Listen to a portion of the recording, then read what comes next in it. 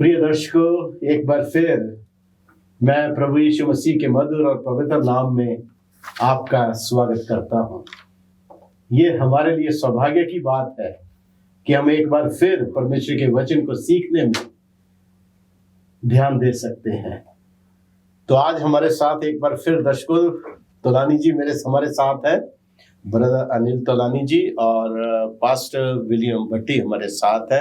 मैं आपका स्वागत करता हूं इस डिस्कशन में।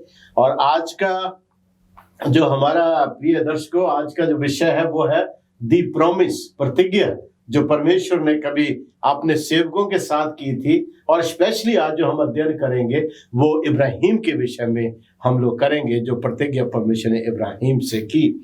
और यहाँ पर मैं रिक्वेस्ट करूंगा ब्रदर तोलानी से, वो हमारे लिए जो आज का याद वचन है बाइबल का, वो हमारे लिए पढ़ देंगे। मैं पढ़ना चाहूंगा उत्पत्ति अध्याय 24 का पहला वर्ष। अब्राहम अब वृद्ध हो गया था और उसकी आयु बहुत थी और यहोवा ने सब बातों में उसको आशीष दी थी। थैंक यू तलानी जी। यहाँ पर हम देखते हैं कि इब्राहिम जो है वो वृद्ध हो जाता है, उसकी उम्र लगभग 100 साल की हो जाती है। सारा जो है वो 90 साल की है। और उस उम्र में जाकर परमेश्वर अपनी प्रतिज्ञा को उनके जीवन में पूरी करता है और उनके घर में एक बेटा पैदा होता है जिसका नाम वो इसहाक रखते हैं। और इसहाक धीरे धीरे जो है वो बड़ा होता है, और जब वो बड़ा होता है तो परमेश्वर अचानक उसके सामने एक ऐसी परीक्षा रख देते हैं जो एक इंसानी लिहाज से समझना या उसको जो है वो मानना या उसको एक्सेप्ट करना अपने आप में एक बहुत बड़ा चैलेंज है, एक बहुत बड़ा जो है वो एक उसके सामने परेशानी है। तो परमेश्वर उसको जो है वो मोरिया पहाड़ के ऊपर उसके बेटे को जब वो कत्ल करने के लिए या बलिदान करने के लिए परमेश्वर उसको कहता है। तो हम यहाँ पर देखते हैं पवित्र वचन की गहराइयां जब देखें तो अदन की वाटिका से लेकर उस समय तक जब अब्राहम थे, उस समय तक जितने भी ऐसे कार्य हुए परमेश्वर ने उन सब को जो है एक पाप के रूप में गिना। यदि आप जो है वो अब आदम को देख लीजिए, जब उसने पाप किया, एक निर्दोष मेमने को मरना पड़ा। उसके बाद जब वो कैन अपने भाई का कत्ल कर देता है, तो ऐसी घटनाएं जो है वो बढ़ती चली जाती हैं। तो उसके बाद परमेश्वर अपनी आज्ञाओं में भी हमें पता चलता, 10 आज्ञा में भी प्रभु ये कहता है कि तू हत्या न कर। तो इन सब बातों को, इन सब चीजों को हम जो है वो किस तरीके से हम इनको समझने की कोशिश करेंगे जब अब्राहम को परमेश्वर कहता है कि तू अपने बेटे को बलिदान चढ़ा, जबकि परमेश्वर चाहता है कि हत्या ना की जाए और किसी को नुकसान ना पहुंचाया जाए, किसी का जो है नाजायज प्राण जो है वो ना लिया जाए। यस पास्टर भट्टी, मैं आपसे पूछना चाहूंगा।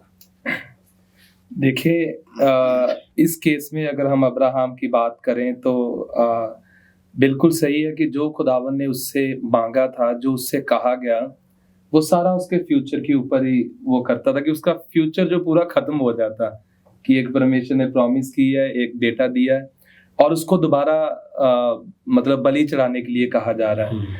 और अब्राहम के दिमाग में भी ये बातें आई होगी, जो ये डाउट आ रहा था, शैतान उसके दिमाग में डालता होगा ये बातें कि एक, जैसे आपने कहा कि एक किसी की इंसान की बलि चढ़ाना वो तो एक कत्ल हो जाएगा और वो मतलब एक अपराध हो जाएगा, पाप हो जाएगा। तो अब्राहम के दिमाग में ये बहुत सी बातें आई होगी। लेकिन आप देखिए कि यहाँ पर अब्राहम ने भरोसा रखा परमेश्वर के ऊपर। यही उसका भरोसा है जिसका हम जिक्र पाते हैं कि विश्वासियों का पिता उसे कहलाया गया। उसने भरोसा रखा परमेश्वर के ऊपर। और मैं समझता हूँ वो जानता होगा कि खुदावन जो है, बाइबल में भी हम पढ़ते हैं आइज़ाया की किताब में, कि परमेश्वर ने अपने लोगों के लिए योजनाएं तैयार की हुई है और वो योजनाएं उनकी हानि के लिए नहीं है बल्कि उनके फायदे के लिए। और उसने भरोसा रखा कि खुदावन अगर ये चाहता है तो इसमें भी खुदा की कोई इच्छा होगी, कोई उसकी मर्जी, कोई ना कोई योजना होगी। और उसको पूरा भरोसा था कि खुदा के पास कोई ना कोई प्लान होगा। उसके दिमाग में डाउट जरूर आए होंगे कि ये कैसे हो सकता है, लेकिन उसने ऐसा भरोसा रखा कि वो आगे की ओर बढ़ गया। और क्यों खुदावंद ये सब कुछ उससे करवा रहा था, क्यों उससे कह रहा था? बाइबल में जब हम देखते हैं, आप व्यवस्था विवरण की किताब उसका 8 बाब और उसकी 2 से जब हम पढ़ते हैं, वहां लिखा, और स्मरण रख कि तेरा परमेश्वर यहोवा उन 40 वर्षों में तुझे सारे जंगल के मार्ग में से इसीलिए ले आया कि वह तुझे नम्र बनाए और तेरी परीक्षा करके ये जान ले, इसको आप नोट कीजिएगा, और तेरी परीक्षा करके ये जान ले कि तेरे मन में क्या क्या है, और कि तू उसकी आज्ञाओं की पालना करेगा या नहीं। वंडरफुल। कि खुदावंद मतलब देख रहा है कि वाकई, क्योंकि हमने पिछली स्टडीज में भी डिस्कस किया है कि जो सीड था, जो प्रभु यीशु मसीह था, वो इसी वंश से आने वाला था, और खुदावंद उसको मतलब पूरे कंप्लीट तरीके के साथ क्या कर रहा था, तैयार कर रहा था। और अगर और हम देखें तो यहाँ पर वो मैं समझता हूँ कि अब्राहम ने अनुग्रह को, परमेश्वर का जो अनुग्रह है उसको भी उन्हें बड़ी गहराई के साथ उसने समझा होगा, इस जगह पर आकर उसने सीखा होगा, उसने जाना होगा कि हम जो परमेश्वर के लिए करते हैं कि हमारे कामों के कारण परमेश्वर हमें नहीं बचाता, बल्कि ये परमेश्वर की ओर से है कि उसकी दया हमारे ऊपर होती है। थैंक यू पास्टर बच्ची। ब्रदर तलानी जी, बहुत अच्छा डिस्कशन चल रहा है और मैं सोचता हूं कि हम थोड़ा सा इसको और आगे लेके चलें। आपका कुछ विचार इसके साथ कुछ ऐड करना चाहेंगे आप? मैं पास्टर भट्टी की बात से बिल्कुल सहमत हूँ। परमेश्वर जब परीक्षा लेता है तो वो जांचता है कि ये विश्वास में कितना मजबूत है, उसका विश्वास परमेश्वर पे कितना है। और जैसा कि मैं समझता हूं कि जब परमेश्वर आशीषें देता है तो परमेश्वर हमें वो सामर्थ्य भी देता है, और परमेश्वर चेक भी करता है कि इन आशीषों को आगे ले जाएगा, लोगों से शेयर करेगा, या फिर ये जो है उनको जो है पाप में या गुनाह में गिर के उसको मिसयूज करेगा। तो लाला जी, यहाँ हम रुकेंगे एक छोटे से ब्रेक के लिए, उसके बाद हम फिर आते हैं, अपनी चर्चा को जारी रखेंगे। प्रिय दर्शकों, हमारे साथ बने रहिए, हम फिर दोबारा वापस आते हैं एक छोटे से ब्रेक के बाद। दर्शकों, एक बार फिर आपका वेलकम करते हैं और हम अपनी चर्चा को जो है इसी तरह से जारी रखेंगे। तो रानी, यहाँ पर बाइबल में मैं देखता हूँ यहाँ पर कि इब्राहिम और इजहाक जब बलिदान के लिए मोरिया पर्वत के ऊपर जाते हैं तो सर्वेंट्स तो उनके पीछे रह जाते हैं, नौकर उनके पीछे रह जाते हैं, और वो जब जा रहे होते हैं आग और लकड़ियों के साथ पहाड़ के ऊपर, तो इजहाक सवाल पूछता है। वो कहता है, पिताजी हमारे पास साथ आग भी है, हमारे साथ लकड़ियां भी हैं, पर वो मेमना कहाँ है जिसको हमें बलिदान चढ़ाना है। तब इब्राहिम वहां पर जवाब देते हैं कि हे पुत्र, परमेश्वर स्वयं मेमना मुहैया करेगा। तो इस जवाब से जो इब्राहिम ने दिया अपने पुत्र को, इस जवाब से हम परमेश्वर के जो मनुष्य को बचाने की योजना है और उसके साथ साथ परमेश्वर के स्वयं के बलिदान के विषय में हमें क्या सीखने को मिलता है, हम इससे क्या सीख सकते हैं इस जवाब से? सबसे पहले मैं ये बताना चाहूंगा कि हम अब्राहम के विश्वास, मजबूत विश्वास को, अब वो विश्वास में बहुत मजबूत हो चुका है। जब तक हमने पहले देखा कि अब्राहम जो है वो विश्वास में कई दफा डगमगाया, पर जब परमेश्वर ने उसे 100 साल की आयु में पुत्र दिया, इसहाक दिया, जो असंभव था, जो कि असंभव था, है ना, और सारी परिस्थितियां हमें मालूम है। और जब वो बड़ा हुआ, मेरे ख्याल से वो 13-14 साल का था, जब परमेश्वर उससे कहता है कि इसे तुम मोरिया पर्वत पे ला और मेरे लिए इसको बलि कर, तो उसका विश्वास जो है वो परमेश्वर में मजबूत हो चुका था।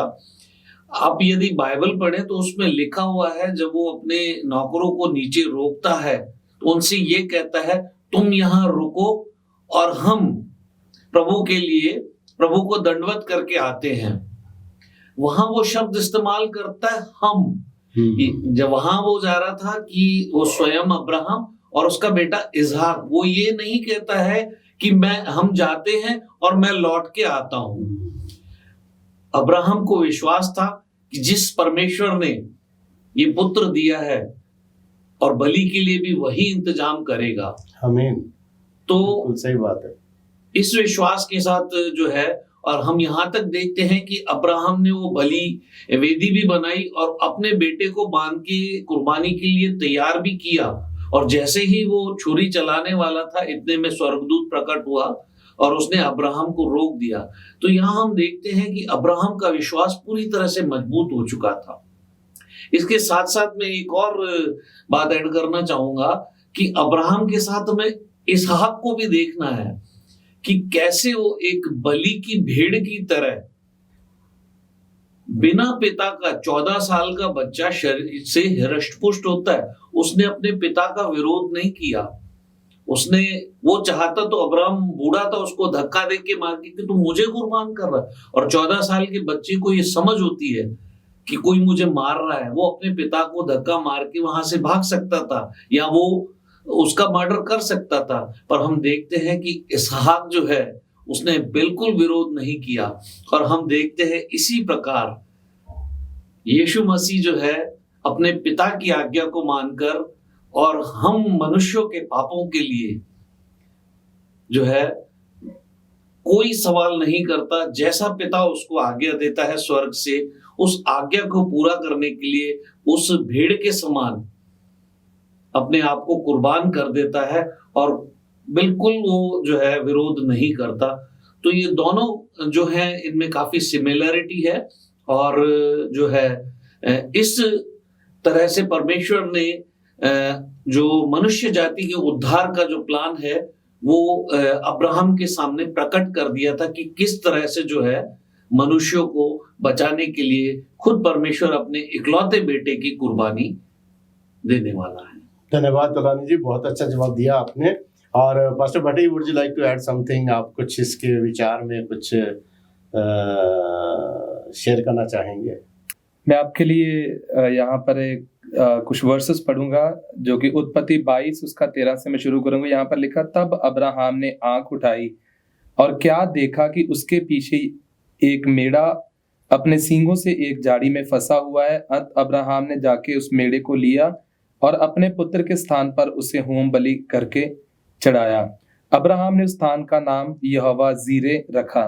जो फर्स्ट पार्ट है 14 वर्ष का, कि उस स्थान का नाम यहोवा जीरे रखा, जिसका मतलब कि खुदा ने आप खुद मतलब उसके लिए प्रोवाइड किया।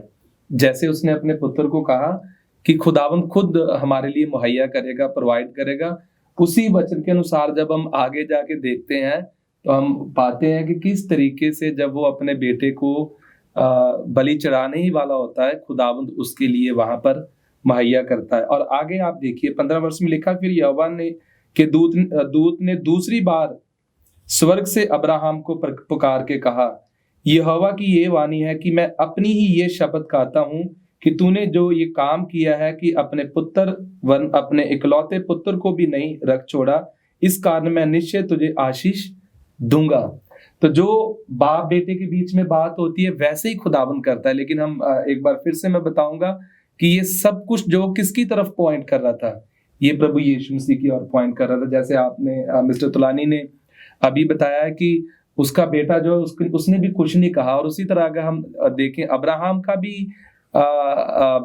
बेटा जो था वो भी ओबीडियंस रहा, उसने कुछ नहीं कहा। और अगर प्रभु यीशु मसीह के बारे में देखें तो उसने भी कुछ नहीं कहा और उसी तरह खुदावन ने उसको हमारे लिए मुहैया किया। और आज जरूरत है कि अगर उसके ऊपर हम विश्वास करते हैं, अगर अब्राहम ने विश्वास किया और आगे बढ़ा तो उसको इतनी बड़ी आशीष दी, जो दोबारा बाइबल में लिखा है कि खुदावन ने दूत को भेजा। तो अगर आज हम खुदावन के ऊपर भरोसा रखते हैं तो वो आशीषों के वारिस हम लोग भी होंगे।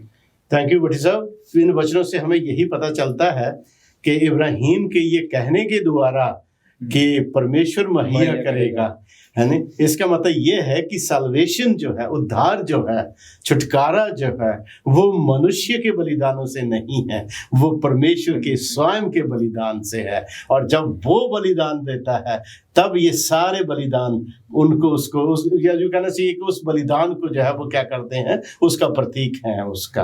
और हमें बड़ा अच्छे उत्तर दिया आपने।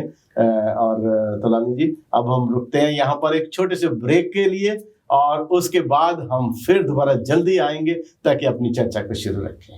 सो दर्शकों, यहाँ पर हम रुकते हैं एक छोटे से ब्रेक के लिए और उसके बाद जल्दी आते हैं, अपनी चर्चा को आरंभ रखेंगे। एक बार फिर मैं आपका वेलकम करता हूं, स्वागत करता हूं। आइए हम अपनी चर्चा में फिर दोबारा चलें।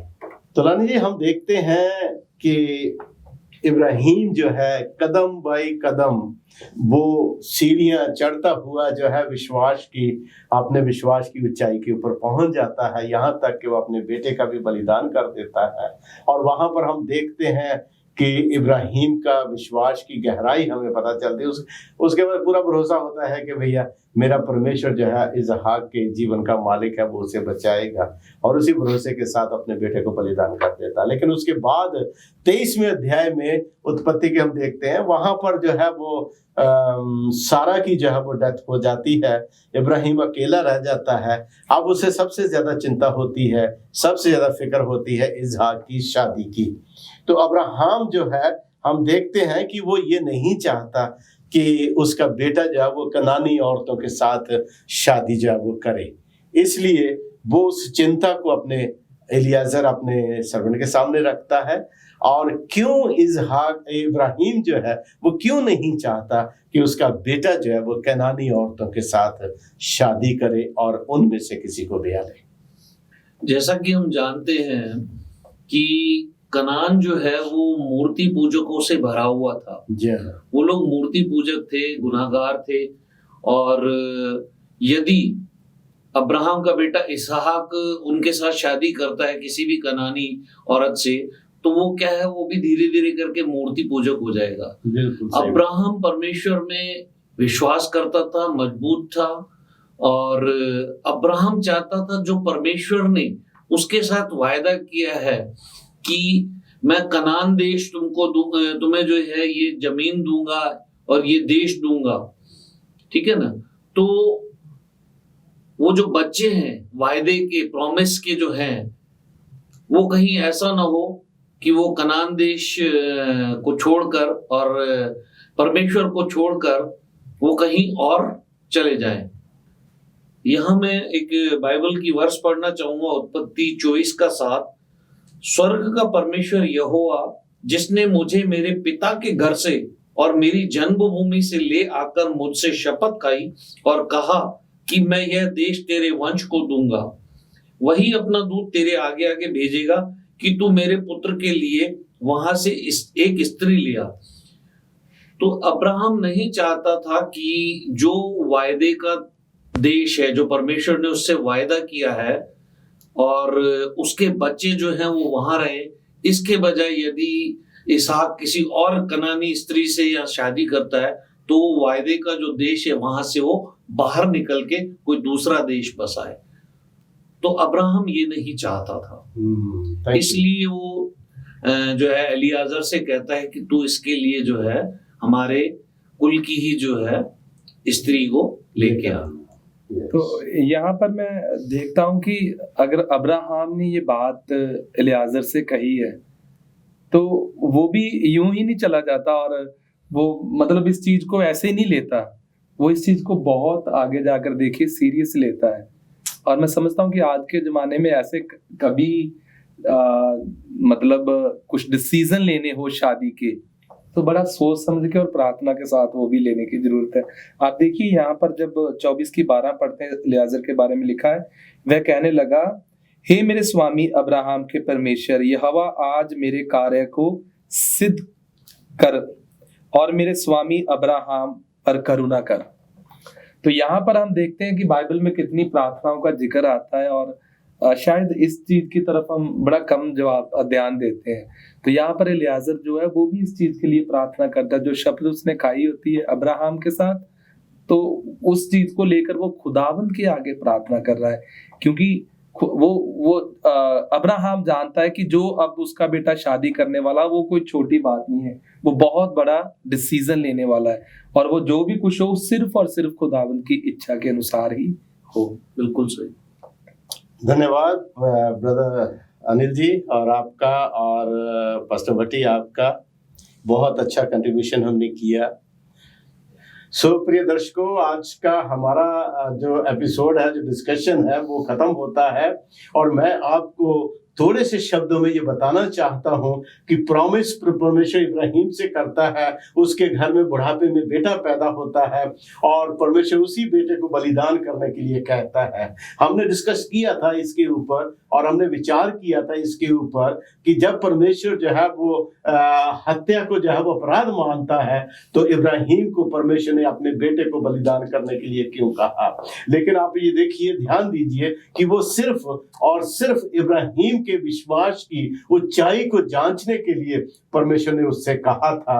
परमेश्वर उसके बेटे की हत्या में कभी भी जो है वो इन्वॉल्व नहीं था और खुश नहीं था, क्योंकि वो जानता था कि इसहाक की मृत्यु के द्वारा नहीं, उसके स्वयं के बेटे प्रभु यीशु मसीह की मृत्यु के द्वारा जो है वो दुनिया को उद्धार और साल्वेशन मिलेगा।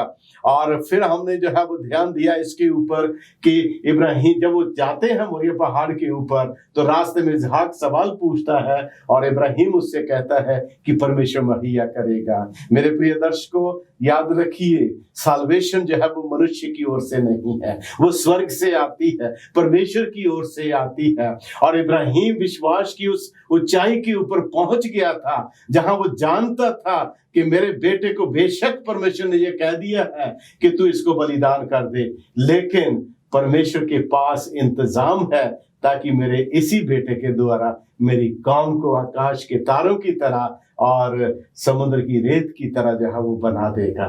तो ये सारी प्रतिज्ञाएं और सारे कदम बाई कदम इब्राहिम अपने विश्वास की ऊंचाइयों को में जो है वो बढ़ता चला जाता है। और उसके बाद आप ये देखिए कि ना सिर्फ वो परमेश्वर के साथ अपने रिलेशनशिप को, जब उसके पुत्र की बात आती है तो उसकी शादी के प्रति वो सबसे ज्यादा चिंतित होता है, क्योंकि मैरिज रिलेशनशिप जो है वो बहुत ही इंपॉर्टेंट है, बहुत ही महत्वपूर्ण है। और यदि शादी सही होती है, मनुष्य का आत्मिक जीवन और परिवार जो है आत्मिकता में बढ़ेंगे। और यदि शादियां गलत होती हैं तो एसाव की तरह, जैसे उसने कनानी औरतों के साथ शादियां कर ली, वो वहीं का होकर रह गया। और याकूब जो है वो अपने घराने में चला गया, वो परमेश्वर के साथ बढ़ता चला गया। सो प्रिय भाइयों, ध्यान रखिए, विश्वास में बढ़ना, विश्वासियों के साथ उठना और विश्वासियों के साथ रिलेशन कायम करना, ये परमेश्वर का एक सिद्धांत है बाइबल का, जो हमको विश्वास की ऊंचाइयों तक पहुंचने में हमारी सहायता करता है। तो इन प्रतिज्ञाओं को प्रभु ने इब्राहिम के जीवन में पूरा किया। मैं आपका सबका धन्यवाद करना चाहूंगा एक बार फिर हमारे साथ बने रहने के लिए, और उम्मीद करता हूं कि अगले एपिसोड में आप फिर दोबारा हमारे साथ होंगे। ईश्वर आपके साथ हो।